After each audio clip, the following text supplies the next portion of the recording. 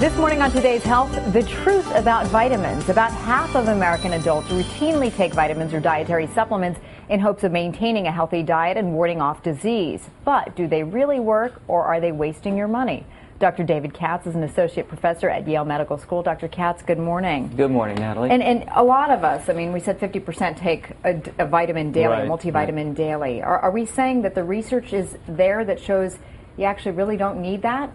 Well, it goes beyond we really don't need that to questioning whether there's any benefit at all from taking a typical multivitamin.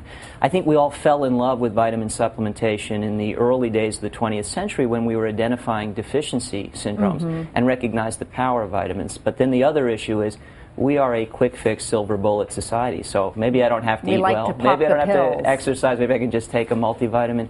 And absolutely, science is increasingly questioning the value of that. Okay, so let's separate fact from fiction. Okay. And starting off with, if you're taking your vitamin right now, I don't know that you're going to like to hear this. So multivitamins, can they make up for a bad diet? Fact or fiction? Fiction. Absolutely. That's a complete myth. First of all, for this entire category, supplement, not substitute. There is no substitute for eating well. Right. One of the important things about nutrients in foods is they act in concert with one another. We could think of the thousands of nutrients in plant foods like a symphony orchestra.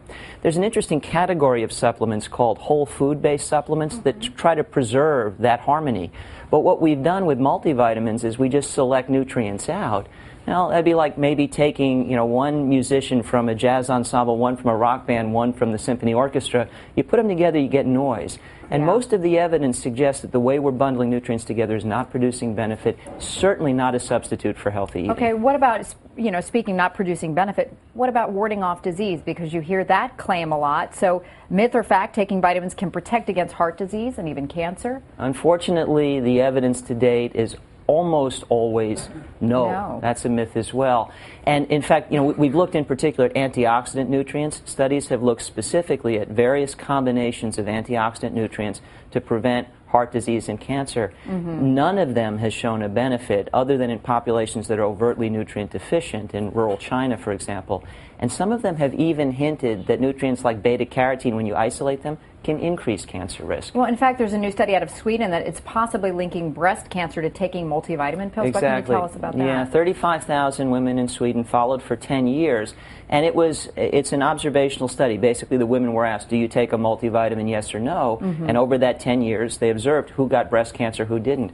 The women who took the multivitamin had a higher rate of breast cancer than those who didn't. And that statistic stuck after they controlled for all of the other potential explanations. Now, it's a very, very small risk. Right. I don't want anybody to panic here. Yes. But since we're taking multivitamins for benefit, and there may even be harm, it is a real reality check. So then, speaking of the reality check, I mean, a lot of people think, well, if vitamins can't really help me, taking one is not going to really hurt me.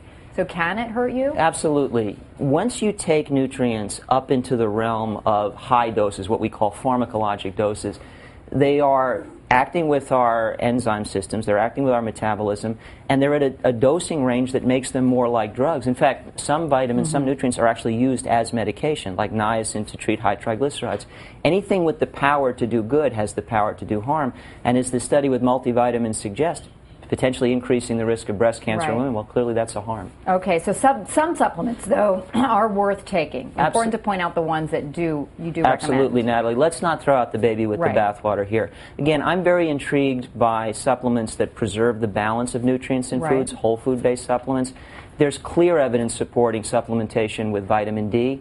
We all need it. We used to get more sunlight. Between indoor jobs and sunscreen to avoid skin cancer, almost the whole U.S. population is vitamin D deficient. Most of us think now 1,000 IU of vitamin D a day is a good idea for almost everyone. Some people need more. Right, the other omegas. The other nutrient we're deficient in is omega-3. Traditionally, fish oil. More and more I'm recommending krill oil, but those are important as well. But all of these supplements, really, you can find in your food, too. So. And that's clearly the best source. And again, even the best case for supplements, supplement, not substitute. Food is the best way to get our nutrients. All right.